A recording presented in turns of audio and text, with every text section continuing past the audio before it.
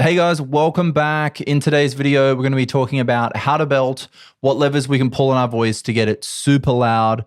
Plus, we're going to have a few exercises and demonstrations to make sure there's no confusion. All right, let's get into it. So what is belting? Belting can mean a lot of different things to a lot of different singers. In my teaching, belting is all about having a powerful resonant sound in the upper limits of your mixed voice range. It's kind of similar to a fake shout. If you imagine looking at the volume meters on a mixer while you were singing into a microphone, if you whisper, it'll barely nudge the meters. And if you shout, it'll send the meters skyrocketing. So our goal is to reach the upper echelons of volume in the high mix range, almost like hitting red on those audio meters without damaging or straining our voice so that we can use it night after night, performance after performance. Let's demonstrate some belting with a practical example. I'm using the Ballad of Mona Lisa by Panic at the Disco, and this will kind of set the stage for the 3 levers of loudness that we're going to talk about after this. So first, let's have a listen.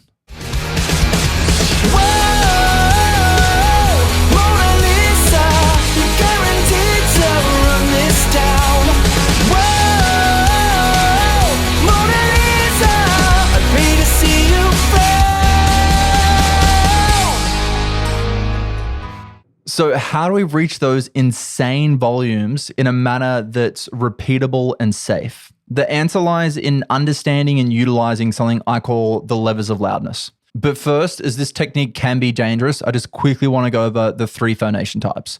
So we have breathy, flow, and pressed phonation. And just to explain this concept, we're going to use the sound of agreeing with someone.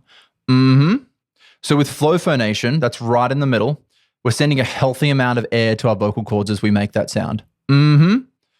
Now, if we were to tilt all the way to the right and we were to do pressed phonation, it would sound like this. You can hear the vocal cords are really holding it back and it gets really, really squeaky. It's unhealthy. And then if we go all the way to the left, we have breathy phonation.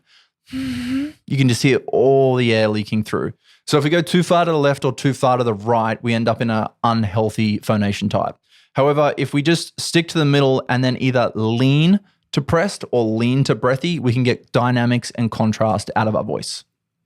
So lever number 1 is vocal compression when you're singing. This manages the airflow to maintain a consistent pressure, allowing for a louder output without unnecessary strain. If you haven't seen the video for breathing for singers, I'll put a link to it up here. Now, increasing the compression moves us from flow phonation slightly towards a pressed phonation, but we don't go all the way there. We just tilt slightly towards it and it enhances the volume. However, be careful and listen to your body, as overcompression will lead to strain and fatigue. So we're just adding a little bit extra compression.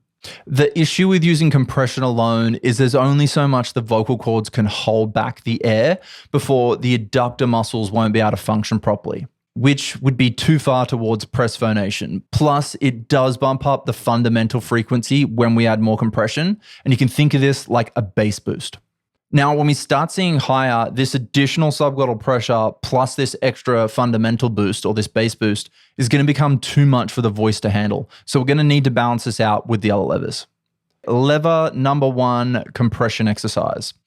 Number 1, I want you to start by just lightly coughing. Put your hand just below your rib cage, just on your upper stomach. I just want you to do a light cough. You should feel a little kick at your stomach there. Okay, number 2, I want you to replace that with a huh, like a dog pant. You should still feel that kick down here as well. And number 3, I want you to do it on a woo and let your cheeks pillow out as the back pressure builds up inside of your mouth, and focus on just around here. You want to push just here where you felt that kick, and that's your support. The more that you kind of give this a push here, the more that you're compressing the air up to the vocal cords. Woo, woo. And then you can take that and phonate. Ah, cool. All right. The second lever is complete vocal cord closure. Now, some of you are probably thinking, isn't that the same as the first lever? Lever. What's going on here? Isn't that the same as the first lever? The answer is no. You can still compress and have partial chord closure, and that will just give us a raspy tone. But for belting, we're looking for complete vocal cord closure. When the vocal cords close across their entire length, we're getting the maximum amount of harmonics that we can from the chords. Now, as they as we give up closure for air, we're actually giving it up for noise. So we're having like a harmonics to noise ratio. And the more we give up, the less power we'll have and the less tone we'll have to actually amplify and shape in the next lever. And so we're giving up power along the way. We don't want to do that. And so for lever number 2, we want complete vocal cord closure.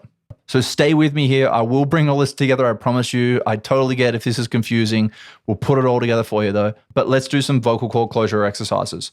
I want you to try a 1.5 octave scale squeaky NG. Rung. So the sound should be coming out of our nose. When we say the rung, we're holding the NG, the consonant, not the vowel. Rung. Rung. An additional exercise you can do on that same scale is also gee, like geese. Gee, gee, gee. It's going to give you nice crisp closure too. Now you can find all these exercises and more inside of the 28-day Singer Starter Challenge at learn.vocalpower.com.au. Let's keep moving. Lever number 3 is twang. Lots and lots of twang. Twang just involves a narrowing in the vocal tract that boosts the mid-range frequencies in the voice.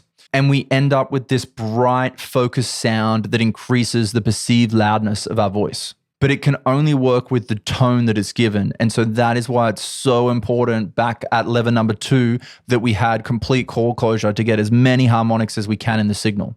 Let's look at the Fletcher-Munson curve to illustrate this. I'll put the diagram up on the screen for you.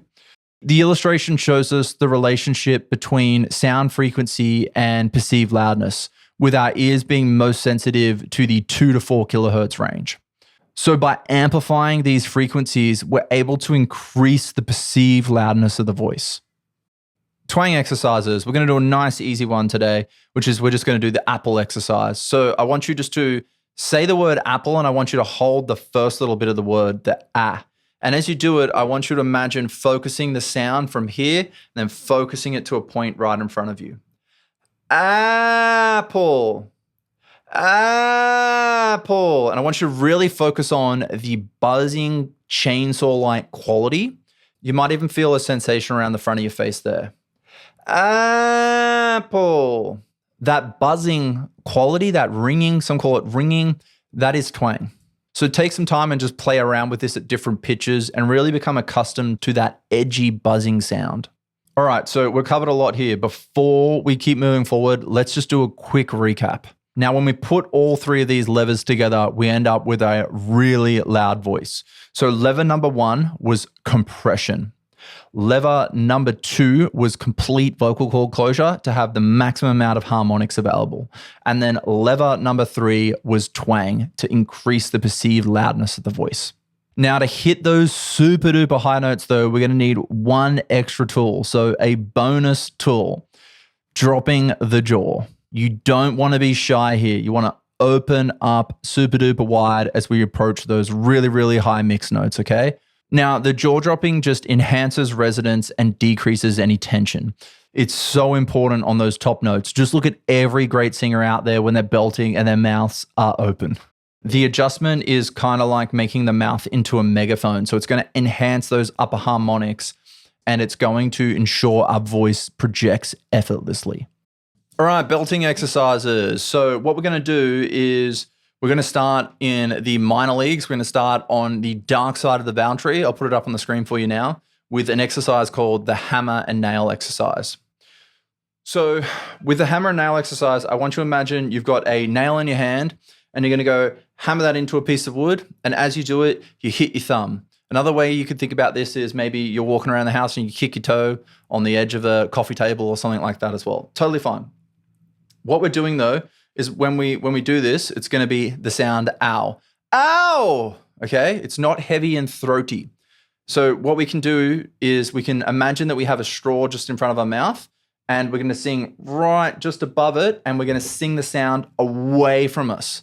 So when we're hitting these higher notes, we're actually projecting the sound outwards, not upwards. Okay? So it's ow, not ow. And singing just over this straw here is actually going to help us enhance that twang as well. Now, we're not going to go super high. You can go pretty high with this. I'm just going to start pretty low as we're getting used to it. So let's start down here. Oh! Oh! Oh! Oh! Oh! And see how much my jaw is opening up as well? And we're not thinking about singing right now. We're just projecting the sound outwards, imagining that we just hit our thumb. It's very twangy. The twang is helping us relieve the tension in the throat. We don't want it bassy, oh! We don't want it throaty, ow! We want it kind of buzzy. So give that a go. If you want specific exercises for it, you can find them in the Vocal Power portal, learn.vocalpower.com.au, under the Mixed Mastery program. Now what we're going to do is move to the major leagues. So we're going to move to the bright side of the vowel tree. These vowels just have more harmonics. There's less filtering going on. So they're very good for belting. We go start in the same spot. So we're just going to do ne now, okay? Ne, ne, ne, ne, ne, ne. And you just go, eh, eh. And just keep doing that. You don't have to go super high just yet. Just let the voice do what it's doing. Remember to go over the straw and out that way. And you'll notice I'm not forcing my jaw down. It just goes down naturally. I'm not going out this way though. I know a lot of people like that. I don't. I feel like it just adds additional tension and strain in the neck area, and I don't need it personally, so I don't teach that. And that's the way I'm thinking about it. I'm thinking just over this, it's buzzy, and I project the sound out that way. Hey! And that's how I do it. Now, if you listen to the 3 Horsemen of Sound podcast that I did, you'll notice that I love to de-woo-woo the voice. And so all this is actually just maxing out the 3 Horsemen of Sound. So with the 3 Horsemen of Sound, the first thing we need is air, right? And so all we're doing is we're just maximizing our compression to the point that we can in a healthy, sustainable way. Then the second Horseman of Sound is going to be the tone generation. So we're just getting maximum harmonics at the vocal cords so that we have all of them available for the next level. And then the third Horseman of Sound is the amplifying and shaping. And so what are we doing? We're just shaping it in a way that boosts the perceived loudness using twang. And so we're just maxing out all of those with the 3 levers. So I hope this has kind of been helpful. You may need to go over this a few times just to kind of let this sink in a little bit. It's not easy. It will take a lot of time. Do not force your voice up there. It is not necessary. It will happen when you use the correct techniques, okay? Now, just before we wrap, if you feel like your voice could use a little bit of magic, I got something just for you. It's called the 28-Day Singer Starter Challenge. It's a structured curriculum with daily online exercises and weekly goals to get you on track to vocal success. There's no overwhelming lectures, just practical steps to train your voice. Whether you're a shower singer or the next superstar, this will help you take the leap on your adventure. And as a little bonus, snag $50 off the program with the coupon code VP50 at checkout for a limited time. Just head to learn.vocalpower.com.au and let's get started on your singing journey together. All right, guys, that is it for this episode. Keep being awesome, and I'll see you next time.